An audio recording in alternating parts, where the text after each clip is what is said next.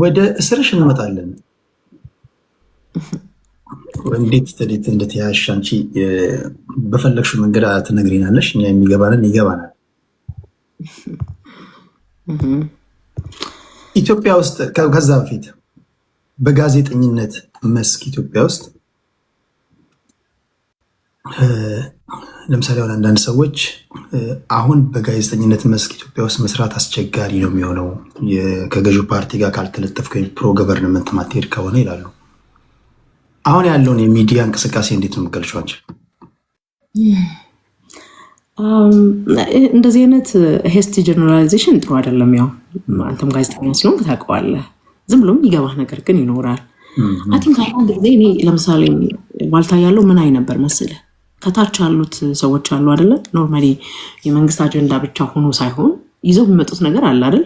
የሆነ ያው ይኖራል አጀንዳ ሴት ይደረጋል እና ሚዲያ ዝም ብሎ አይሰራም መቼም። እንደኔና እናንተ ቲፒክ ያሰኘህን ነገር አምጥተህ አታወራም እና የብሮድካስቱ ህጉም አለ ምንም አለና በጣም ፈሩ ሰዎች አሉ ማለት ኖርማል ነገርን ፈርተው ፍራቻ የሚያጋቡብህ ሚዲያውን ራሱ ፈሪ የሚያረጉት ማለት ነው። በቃ ሀሳብ እኮ ጠፍቶ አይደለም። ብዙ ሰዎችን ልታይ ትችላለህ ከፋና የወጡ አሁን ሀገር የሚያንቀጠቅጥ ነገር መስራት የሚችሉ ሰዎችን ስታይ አቅሙ አልነበረም። የጠፋው የአቅም ችግር ብቻ ይመስለዋል። እና እኔ እንደው ኤዲቶሪያሉ አንደኛ ፕሮግራም አዘጋጁ የተሻለ እውቀት ሲኖረው የሚያሳድግ ሲሆን እና ህግ እስከተከበረ ድረስ ላይሽን ግን የሚያሳይ ሲሆን ኤዲተርሽ እኮ እንደዛ ነው። ዋው እናስባል ሲምፕል ኤክስፕላኔሽን በቃ he has to be the new አይደል ወይ she has to አንተ የተሻሉ ሰዎች መሆን አለባቸው። ብዙ ጊዜ ወይ ኩያሞች ነው የምትሆነው። አንዳንዴ ደግሞ ዝም ብሎ ያው አይጠፋም በሆነ ነገር አፖይንት የሚደረጉ ሰዎች አይጠፉም። ያው ገና ነን አይደል? የሚዲያ ባህላችንም በቃ የስራ ልምዱን ምናምን ከየትም ይዞ ይመጣል ከአንቺ የተሻለ ስለሆነ ልክ ነው። ከዛ አላቆ ዘመናዊ ሚዲያ ለመስራት ራሱ ረዥም ጊዜ ይወስዳል፣ ግን ፋይት ያስፈልጋል። ላይክ አሁን የምናወራው እኔ ሰርቼ ያየሁበት ነው እንጂ ሁሉም ሚዲያ ማለት አይደለም። በጣም ጥንቅቅ አድርገው ኤዲተሮቻቸው የዜናን ብልት ያውቃሉ፣ የዶክመንትሪን ልቡን ያውቃሉ፣ ነፍሱን ያውቁታልና የሚባሉ ኤዲተሮች ያሏቸው ሚዲያዎች አሉ፣ ዲፓርትመንቶችም አሉ። ኦንሊ ቶክ አባውት እኔ ስለኔ የሰራሁበት ዲፓርትመንት መሆኑ እዚህ ጋር እንዲታወቅልኝ ፈልጋለሁኝ። እና ሰው ኤዲተሮች እንደዛ ማይሆኑበት ሰዓት አለቆች ተሾሞ የሚመጡ አለቆች ደግሞ አዲስ ሲሆኑ ምናምን ሁኔታውን እስኪላመዱት ድረስ በቃ ሊሰሩ አስቦ የሚመጡት ነገርና ሪያሊቲው ምንም አይገናኝም። ሰው ውስጥ ያለው ፍጭት እንደው አንዳንዴ ይላለሁኝ እኔ ተቀርጾ ምናምን የጋዜጠኛው አቅም የጋዜጠኛው ሮሮ ሙያተኛው ማድረግ የሚፈልገው ነገር ምናምን ቢታይ ይሄ መንግስት ሚዲያ ውስጥ ነው ሊያስብል የሚችሉ ነገሮች አሉት። እና መጨረሻ ላይ የወጣችውን ነገር ብቻ ስናይ በሆነ ሰው በሆነ አንድ ግለሰብ ኤዲተር ምን ለማትረፍ እንደፈለገ ሳታውቀው ፕሮግራምህን ክትክትክት አድርጎ ማለት ሪዝነብልም አይደለም፣ በቂ ምክንያትም አይሰጥህ ገባ። እና ምናልባት ኢንተርቪው ያደረከው ግለሰቡ ደውሎ ለምን ብሎ ሊሆን ይችላል። ይህንን ከመንግስት ጋር ምናምን አያይዘህ ሚዲያው እንደዚህ ስለተጨቆነ ነው ምናምን የሚሉት እሳቤዎች አንዳንድ ጊዜ በራሳቸው ትክክል አይመስሉኝም። ሆኖም ግን አፍሪካ ውስጥ ነው ያለ ነው። ከአፍሪካ የተለየ ልንሆን አንችልም። አሁን ባለንበት ሁኔታ ሚዲያና በነፃ የመናገር መብቶች ያው ፍሪደም ኦፍ ስፒች ገና አለ። ኮንሲኮንሱንም ላናቅ እንችላለን ስንናገር። ፕላስ ደግሞ ይዘውት ሊመጡ የሚችሉትን ፍራቻዎች እንደምታውቀው ኤትኒክሲቲ አሁን ሀገራችን ላይ ያደረገው ነገር ሃይማኖትንም ጨምሮ ስጋቶች ስላሉ ያው አስቀድሞ የመፍራቱ ነገር እንደዛ አድርጎታል ብዬ ገምታለሁ። እኔ ከ13 ቀን በኋላ ሳልሳይት ባይነሳኝ መታሰርሽን ሰማን። 13 እኔ እንደውም 10ኛ ቀን ላይ ነው የሰማሁት። 10ኛ ነው የሰማነው። እዚህ በጣም በተደጋጋሚ በዛ ጊዜ ሰማሁና እኔ በጣም ነው የገረመኝ። ምክንያቱም አንደኛ ሳልሳይ ተናግሬያለሁ። በጣም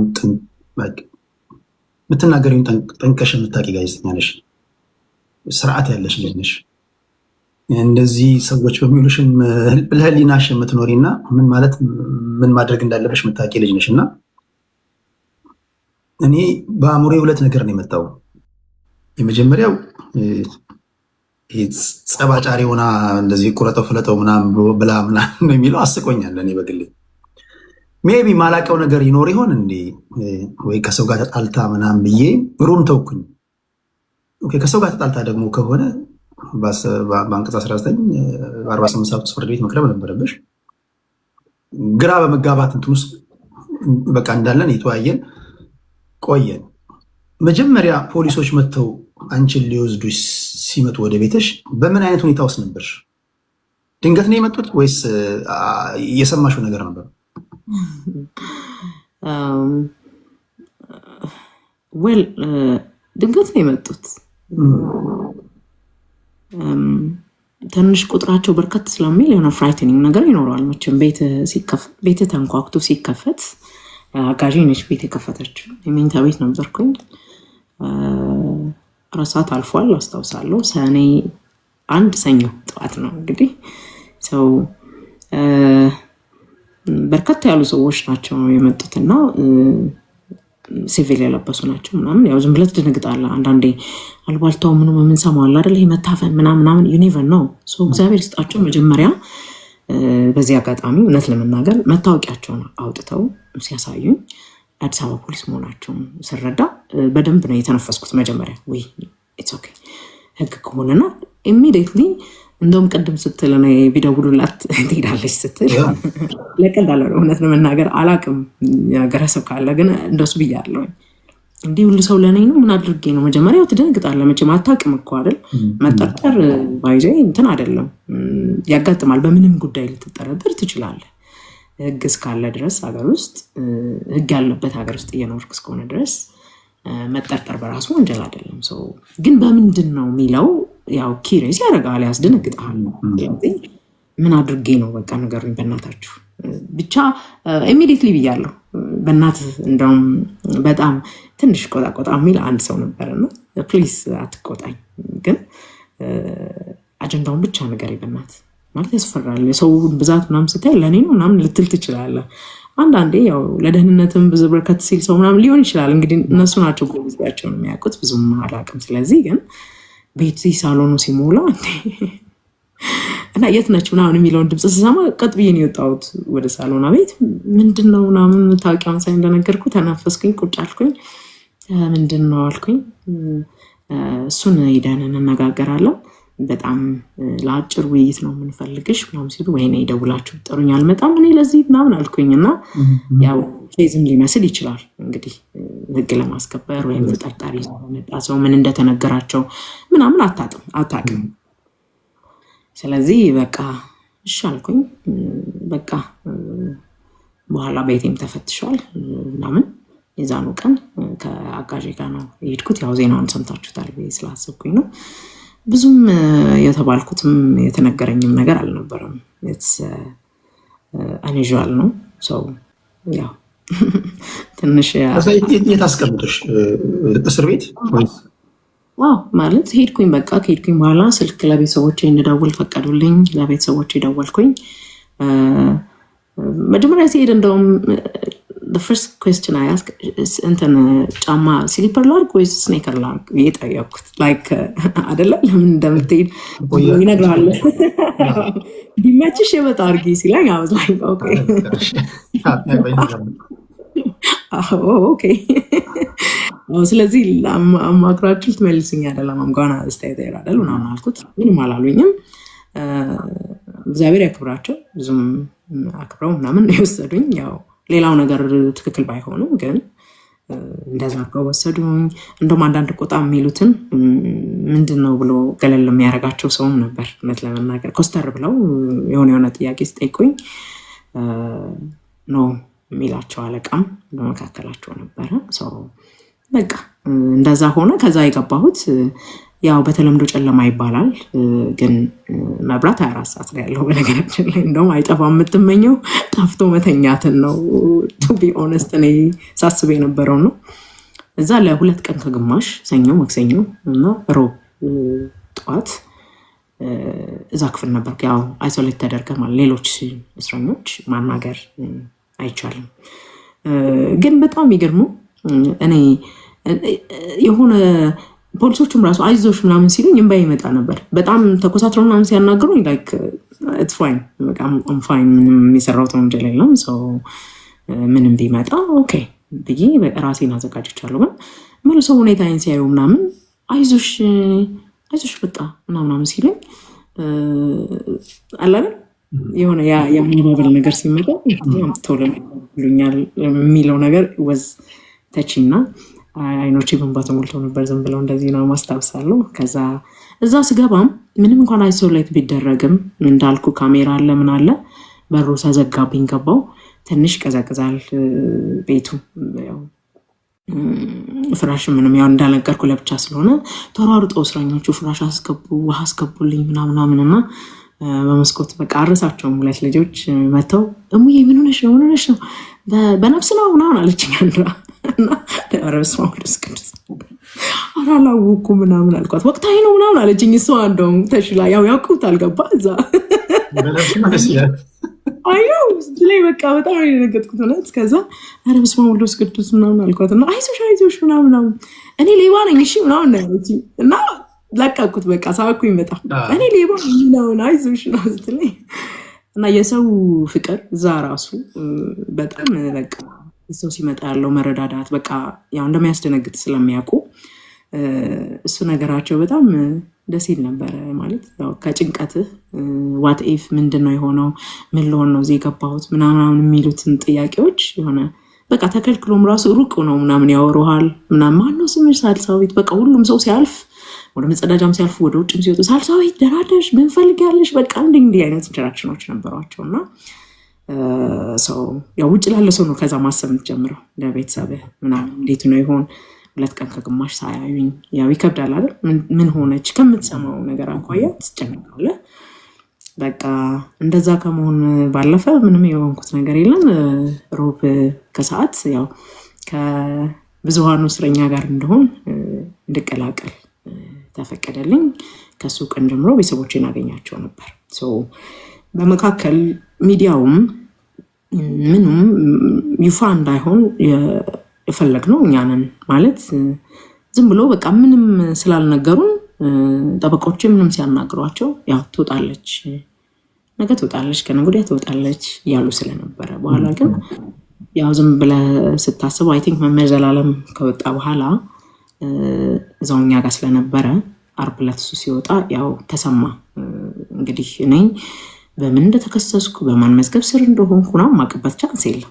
ምክንያቱም አልተመረመርኩም፣ በዚህ ያናገረኝ ሰው የለም ምናምን ብዙ እውቀቱ አልነበረኝም። በኋላ የዛን እንደነገርኩ የወጣሁኝ ቀን አይ ቲንክ ተጠራሁኝና ሄድኩኝ። ለመጀመሪያ ጊዜ ያየኋቸውና የኔ ያልሆነ የቲክቶክ መልእክት የተባለ ነገር ያው ሲያነቡ ከጉዳዩ ጋር እንደሚያያዝ ገባኝና እኔ እንደዚህ ያላልኩም ይቅርታ እኔን ቪዲዮ በትክክል ያያችሁት አይመስለኝም የሚል መልስ ሰጠኋቸውና በቃ መለሱኝ። ከዛ ጊዜ በኋላ እንግዲህ ለ8 ቀን ያህል ያው ማንም ሰው አያውቅም ከራሴ ቤተሰቦች ውጭ ጓደኞቼ እንኳን የሚያውቁ አልነበሩም።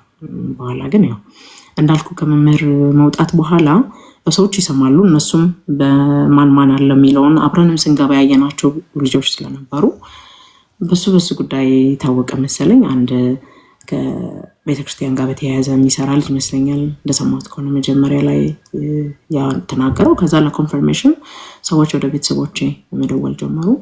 በዚህ አጋጣሚ ማረሳው ማለት ለእኔ ማረሳው ትልቁ ውለታ ብዙ አብረው የበሉ የጠጡ አይደለም ለበርካታ ዓመታት ጓደኛ የሆንከው ሰዎች እንደምንም ቢሆን ሰው ክፉ ነገር በገጠመው ጊዜ የሆነውን እስክታቅ እንኳን ምን ነው ማለት ጥሩ ነው አይደለ? ሁላችንም መጠያየቅ ምን ማለት ነው።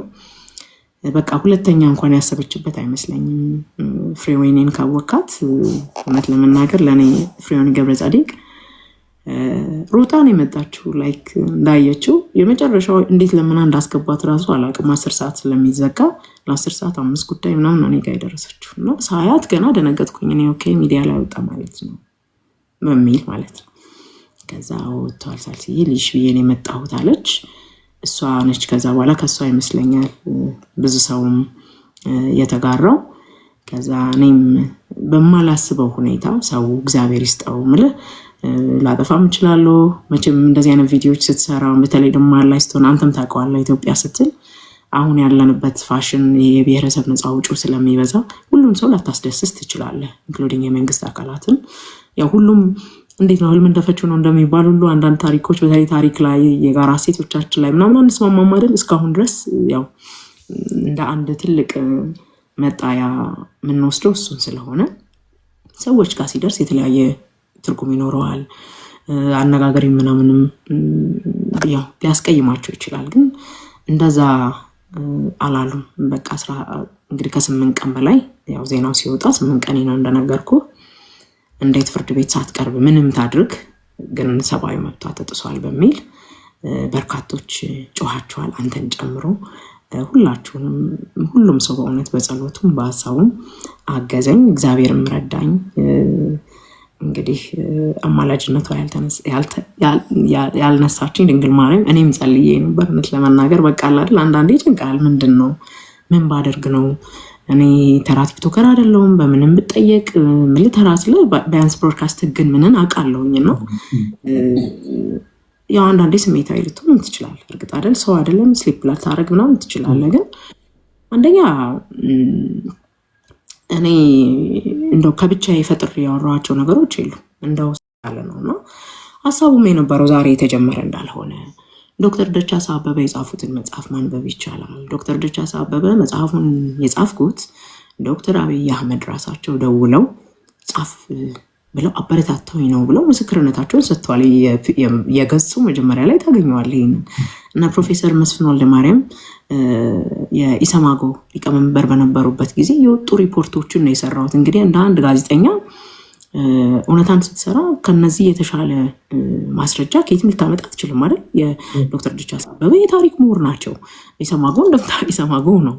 ይሄ እንግዲህ ከቀደመው የኢህአዴግ ወይም ቲፒኤልኤፍ ዘመን ጀምሮ የነበረ ችግር ነው። አርሲ ላይ የምንሰማው አይደል? የአርባ ጉጉ ምናምኑ ታስታውሳለህ? እና እነሱን ጨምሬ ቨሪ ኮንስትራክቲቭ መረጃዎቹ እንዳሉ ሆነው መረጃዎቹ ቢያስፈሩም ግን የተጻፉ ናቸው። መጽሐፍ ላይ የተጻፉ ያልተከለከለ መጽሐፍ ያልተከለከለ የኢሰማጎ ሪፖርት አይደለም በእጃችን ላይ ያለ የምታጣቅሰው ነገር ነው። እንደ አንድ ጋዜጠኛ ከዚህ በላይ ምንም ላደርግ አልችልም አይደል? እንግዲህ ሁለተኛው ግን ይሄኛው ነገር ሲከሰት እንግዲህ እንዳየኸው አይ ቲንክ ስለ ሰኔና ሰኞ መቼም አንተም ታውቃለህ ብዬ አስባለሁ። እኔ ጥንቆላ ወይ ምናምን አይደለም፣ ብዙ እንደዛ ይመስለዋል። ግን ታሪክ ካነበብክ ከትላልቆቹ ነገስታቶች ጀምሮ ከአፄ ቴዎድሮስ ጀምሮ ወደኋላ ሄደው የታሪክ ጸሐፍቶች በዚህ ጉዳይ ላይ ጥናት ያጠኑ ሰዎች የሚሉት አለ። እኛ ጋር ብቻ አይደለም፣ በመላው ዓለም እንዲህ አይነት ነገሮች በተለይ በ11 ዓመት የሚገጥሙት ብዙ ችግሮችን ብዙ ጊዜ ማስከተል እድል አላቸው። ስለምናስበው ሊሆን ይችላል። ታሪካዊ፣ ሃይማኖታዊ ምናምን ባክግራውንድ ላይኖረው ይችላል። ግን በቃ በአባባልም እንደው ሰኔና ሰኞ ይባላል አይደል? ሰኔና ሰኞ ደግሞ ገጠመ። ያው እንደዚህ አይነት ችግሮች ይገጥማሉ ብዙ ጊዜ እንጠንቀቅ የሚል ያው ያችን ቅድም አንተ ያልካትን ምጸቷም ምናምን አይኔም ምንም አብረው ብርተዋል መሰለኝ። እንግዲህ ይሄ ነው ያለው። ግን በይፋ እንደነገርኩ ካልተከሰስክ በዚህ ነው ብለህ ማጠቃለል አትችልም። አሁን እዚህ ኮመንት ላይ አላዛር የሚባል ልጅ መርጦ አልቃሽ የሚል ነገር ጽፏል። ብዙ ጊዜ ይህን ቃል ትሰማዋለህ አይደለም? መርጦ አልቃሽ ሰው መርጦ አልቃሹም ሰውዬ ስለሆነ ነገር እያለቀሰ ከሆነ ከዚህ በፊት ያላለቀሰበት ጉዳይ ሊሆን ይችላል። አሁን አይደለም አንድ እየሆነ ነው ማለት ነው። ሲጀምር ሲያለቅስም እንደው የምልህ በጣም የሚጨንቀኝ ብዙዎቻችን ልናጠፋ እንችላለን። የተሳሳትናቸው ነገሮች ሊኖር ይችላል እኮ ከዚህ በፊት የተሰውከ ግን ከዛሬ ነው አይደል መጀመር ያለበት፣ ከዛሬ ነው መቁጠር ያለብህ። ከዛ ደግሞ ስለሞተው ነው እንጂ ስለቆመው ሰው አይደለም። መረጥክ አልመረጥክ የሞተው ሞቷል።